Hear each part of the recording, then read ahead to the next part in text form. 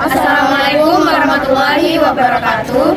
Jadi di sini kami akan membuat video observasi tentang K3 dan SOP penanganan korban tenggelam. Sebelumnya perkenalkan, nama saya Arya Nadia Aprilia. Saya Wahida. Saya Desi Susanti. Saya Tasya Aulia. Saya Nurhalisa. Saya Putri Zahra. Berikut Videonya. Nama saya Putri Zahra. Saya Wahida. Nama saya Arya Nadia Aprilia. Nama saya Tasya Aulia. Terima kasih adik-adik ya, panggil adik aja ya. Sekolah. Sebelumnya selamat datang di PT SDP Indonesia Televisi Terong Izin. Perkenalkan, nama saya Islam Rusbianto, selaku staf SDM. Kalau juga mungkin familiarnya dengan HRD. Ya.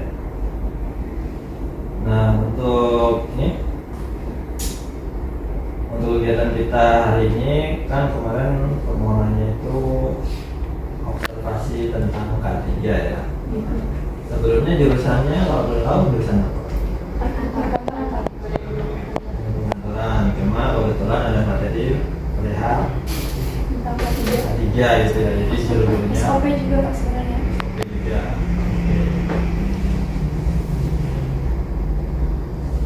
Jadi sebelum nanti kita observasi ke lapangan, saya pengen ini sih masih materi sedikit ya terkait program keselamatan kerja. Nah ini bisa teman-teman nanti kalau 50 materi tugas sekolah itu bisa kalian download nih. Itu di website teman K3 namanya. Nah, kalian klik aja di teman K3, situ nanti ada menu menu dokumen K3, itu bisa kalian download. Jadi bentuknya ini undang-undang, ini peraturan pemerintah. Jadi bisa kalian download, kalian pelajari untuk materi-materinya.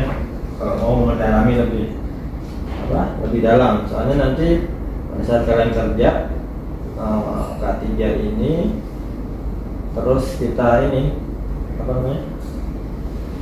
terus ada di sekeliling kita gitu, dan harus kita terapkan. Kita langsung masuk aja ke Undang-Undang Nomor 1 Tahun 1970 tentang keselamatan kerja.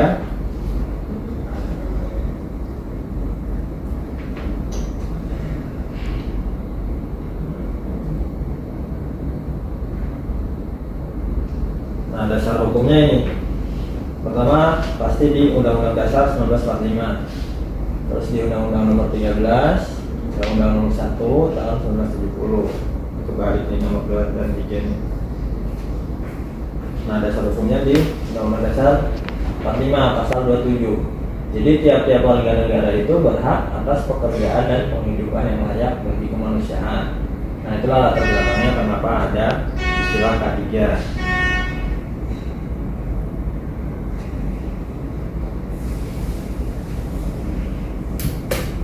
Terus ada lagi Undang-Undang Nomor 13 Tahun 2003 tentang ketenagakerjaan. Ini di pasal 86. Setiap pekerja atau buruh mempunyai hak untuk memperoleh perlindungan atas keselamatan dan kesehatan kerja, moral, kesusilaan, perlakuan yang sesuai dengan harkat martabat, dan juga untuk melindungi keselamatan pekerja dan dikaya perlindungan sebagaimana pada ayat 1 dan 2. Kita next saja, mungkin kalian udah bosan sama belajar seharian ya. Mau observasi malah dikasih materi lagi kan. Itu gambaran aja. Ini Undang-Undang Nomor 13 Tahun 2003. Pasal 87, setiap perusahaan wajib menerapkan sistem manajemen keselamatan dan kesehatan kerja. Oke. Nah, tujuannya apa sih tujuan K3 tadi di tempat kerja? Nah, tujuannya itu memberikan perlindungan atas keselamatan, baik itu kepada tenaga kerjanya sendiri, orang lain, dan sumber-sumber produksi. Yang dimaksud orang lain ini ya seperti kalian datang ke sini, misalnya ada tamu, nah itu kewajiban perusahaan untuk memberikan keselamatan untuk mereka gitu. Terus sumber-sumber produksi ini seperti kayak kita kan sumber produksinya di sini ada kapal, nah itu namanya sumber-sumber produksi.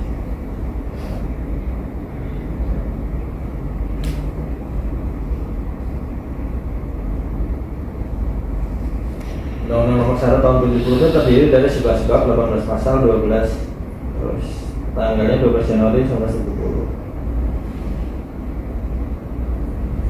ada istilahnya, ada ruang lingkup syarat-syarat pengawasan penggunaan P2K3.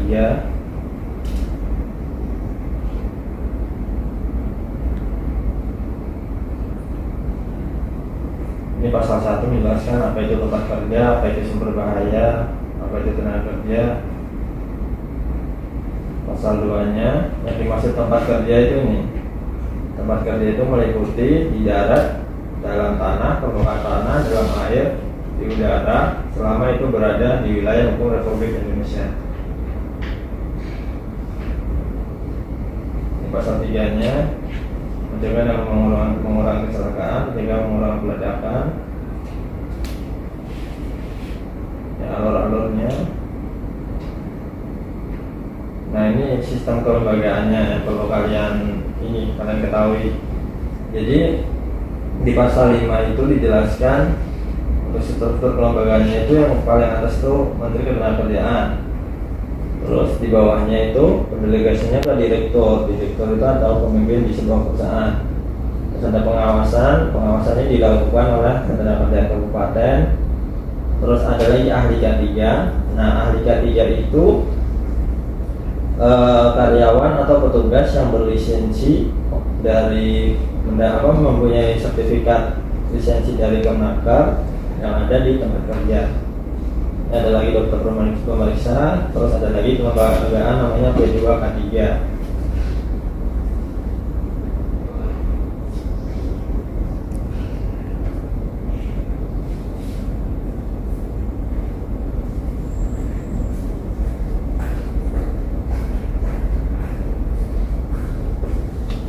Pasal 6, pasal 7. Di pasal 8 kewajiban pengurus. Yang dimaksud pengurus ini maksudnya itu pimpinan tertinggi di tempat kerja, atau kalau di SDP ini pimpinan tertingginya namanya general manager. Jadi kewajiban pengurus itu memberikan pemeriksaan di pasal 8 itu untuk memberikan pemeriksaan kesehatan badan, kondisi mental dan kemampuan dalam kerja. Contohnya kalau di SDP itu untuk karyawan darat itu dilakukan yang namanya medical check up berkala, itu setiap 1 tahun sekali. Tapi kalau untuk orang laut ABK itu dilakukan setiap 2 tahun sekali, jadi beda.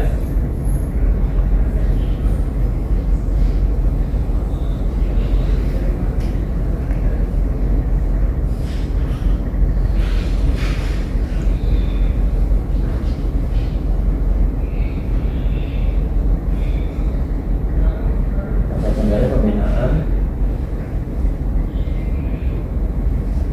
Nah, di pasal 10 ini ada yang disebut P2K3. Apa sih itu P2K3? P2K3 itu panitia pembina keselamatan dan kesehatan kerja. Nah, untuk di ASDP cabang Batu Licin, kalau secara nasionalnya di kantor pusat itu sudah ada lembaganya. Cuma kalau untuk di cabang baru di tahun ini diprogramkan untuk namanya pembentukan di P2K3, panitia pembina keselamatan dan kesehatan kerja. Ini sedang proses untuk pengesahannya kalau di sini di Dinas Ketenagakerjaan, jadi masih proses melakukan SDP. Pasal 12-nya kewajiban melaporkan keterangan kerja. Pasal 12 kewajiban dan hak tenaga kerja.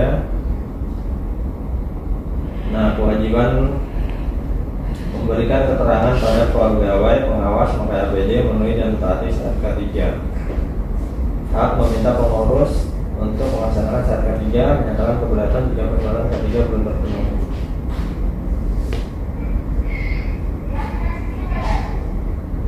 Pasal 13-nya perlindungan terhadap orang lain. Mentaati semua petunjuk atau SK 3 di tempat kerja, kewajiban menggunakan APD yang ditetapkan. Kewajiban pengurus. Nah, jadi undang-undang tadi itu di setiap perusahaan itu sebenarnya diwajibkan untuk ditempel. Berarti kalau yang di sini tuh dibanding, gitu kan? Pak kita belum ada karena memang masih proses untuk sertifikasi dari Dinas Ketenagakerjaan tadi.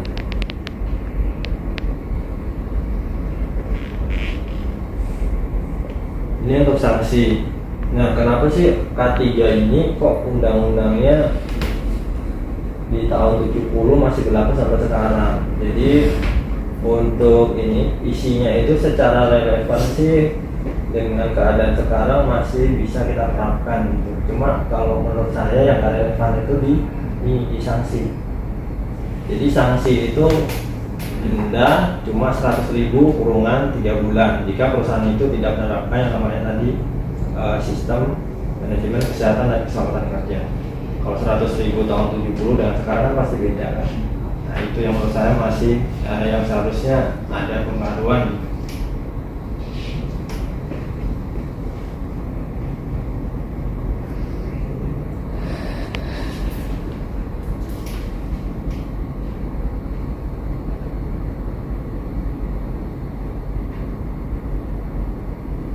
Oke, mungkin itu aja. Nanti teman-teman bisa deh kalau nyano browsing aja. Kalau yang perlu materi kan, ini sebenarnya lengkap.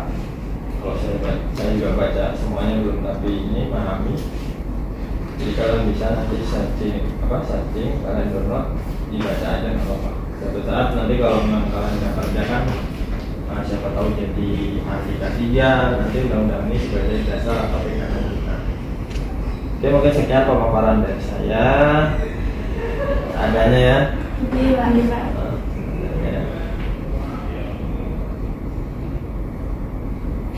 Terus sebelum ke lapangan juga saya pengen ini ngenalin, jadi ASDP ini salah satu perusahaan badan usaha milik negara.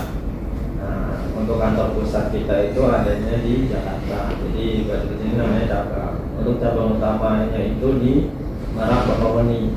Mungkin kalian kalau hanya mau lebaran itu kan biasanya di TV kan orang mudik Marak Bakauheni itu cabang utama kita ASDP. Jadi nyebrang dari Banten, Pulau Jawa ke Pulau Sumatera, itu cabang utama kita. Tersebar di seluruh Indonesia sebenarnya, termasuk di Batu Licin. Untuk di Batu Licin sendiri itu untuk jumlah karyawannya, untuk karyawan organiknya itu 110 karyawan laut, 30 karyawan darat, tapi belum termasuk karyawan outsourcingnya. Terus untuk jumlah pelabuhan kita ada 2 pelabuhan, pelabuhan Batu Licin sini, sama pelabuhan Tanjung Serdang di Kota Baru. Untuk jumlah lintasannya ada Batu Licin Kota Baru, ada Batu Licin Karongkong Makassar, ada Pulau Laut Timur atau Teluk Gosong ke Sebubu. Itu info bisnis kita yang di dalam Batu Licin. Untuk jumlah kapalnya itu total ada 6 kapal. Mungkin dari sedikit yang saya sampaikan, ada yang mau ditanyakan? Silakan. Nah. Untuk SOP penanganan korban tenggelam bagaimana, Pak? SOP korban tenggelam. Jadi gini, kemarin kan sebenarnya temanmu yang pertama itu mengajukan suratnya kan terkait observasi di atas kapal. Tapi yang di atas kapal, tapi yang ditanya tentang K3. Nah, jadi di ASDP itu untuk khusus di kapal, kemarin kita minta revisi suratnya kan ditujukannya ke ASDP-nya dan kapal. Di kapal itu yang diterapkan itu sistem ISO code. Jadi standar yang kita pakai standar internasional. Memang sih mencakup kesehatan K3 juga. Cuma kalau untuk K3-nya sendiri, kalau di ASDP itu diterapkannya di kantor cabang sama pelabuhan. Nah itu nanti namanya SMK 3. Itu standar nasionalnya yang harus diterapkan di perusahaan. Kalau di kapal kita mengikuti standar ISO. Nah untuk apa tadi prosedur penanganan orang korban tenggelam. Nah itu kan nanti lingkupnya di kapal. Jadi kalau kapal saya ke kapal, nanti setelah di kantor kan pelabuhan ke kapal, nanti kalian bisa langsung tanya ke perwiranya atau nakoda yang jaga. Ya ada lagi? Bagus tadi pertanyaannya. Ada lagi yang mau ditanyakan? Mungkin itu saja, Pak. Ya, kita langsung observasi aja ya. Oke, Pak. Sebelum ke lapangan kita tuh harus absen dulu ya.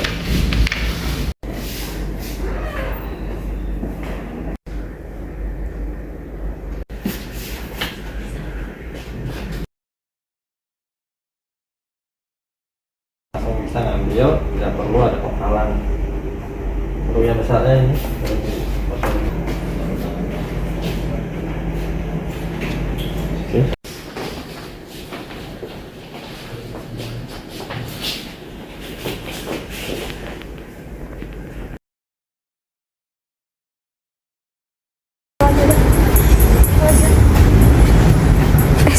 aja.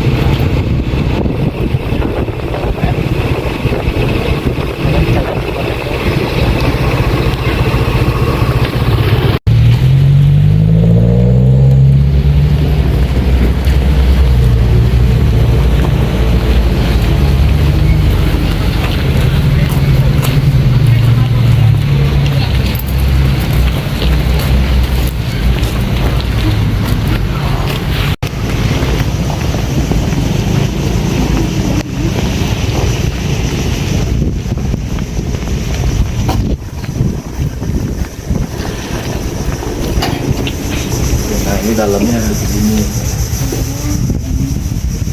Jadi di genset ini kan masuk udara aspal ya, bakaran gampang terjadi masa segala macam atau kebakaran. Di sini kita sediain satu tabung apa. Terus untuk mengurangi penggunaan secara manual, kita udah bikin ini kontrolnya otomatis. Jadi kalau PLN mati, otomatis nyala. Jadi maksudnya enggak? Jadi ini kalau PLN mati, langsung nyala, mesin langsung start.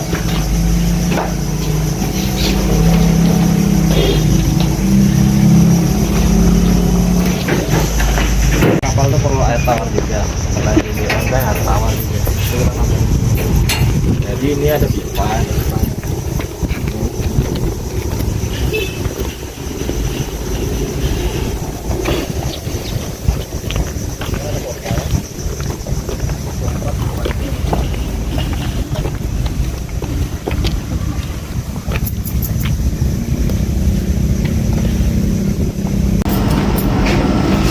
Masa bisa gitu?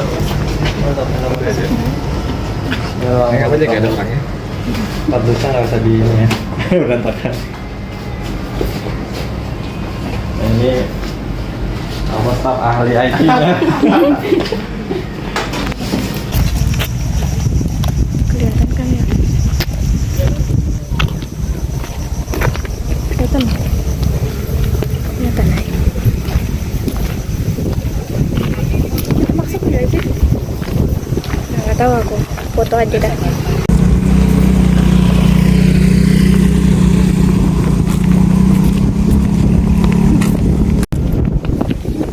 Kapalnya salah satu alat produksi.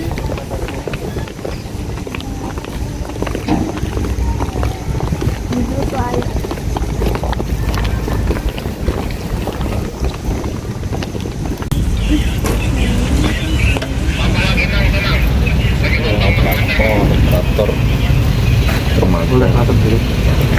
Masa aja nggak apa? Mesin gensetnya ada ya? Ada. Genset di dalam.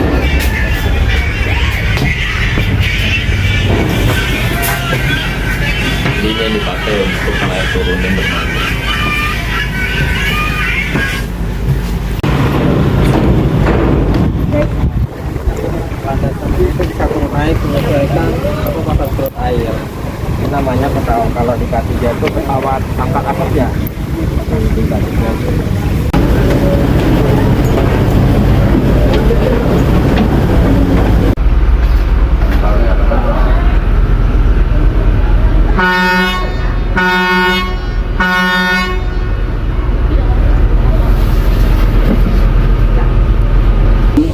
Bapak izin tanya, untuk SOP penanganan korban tenggelam itu seperti apa, Pak?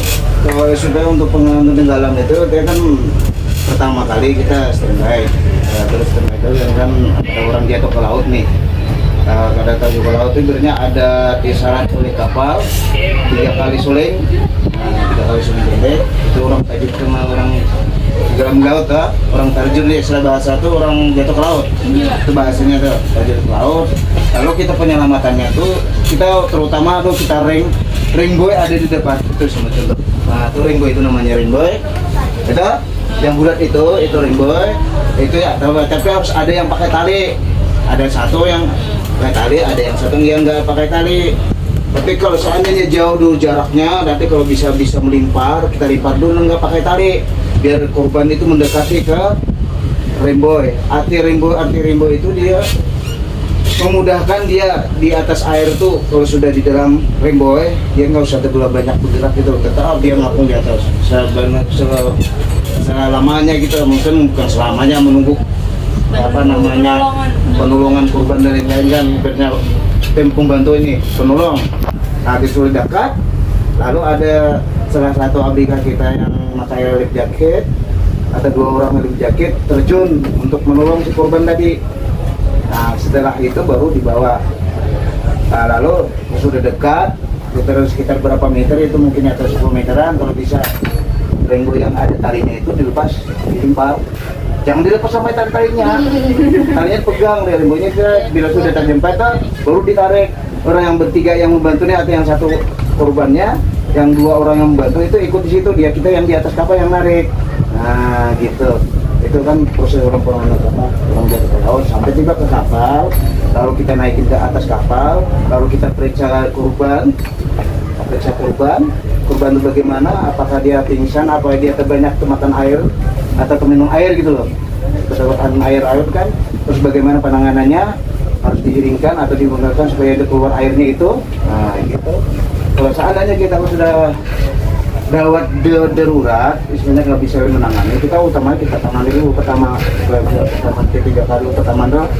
Kalau sudah nggak bisa menangani lagi, baru kita lapor ke industri ke darat, yaitu darat menyiapkan ambulan membawa ke rumah sakit, yaitu penanganannya.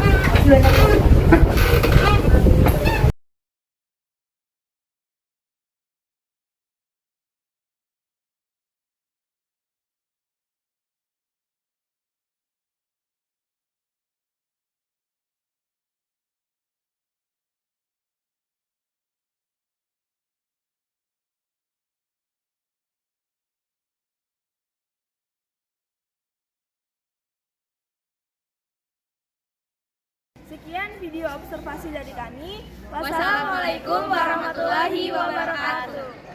Bye-bye.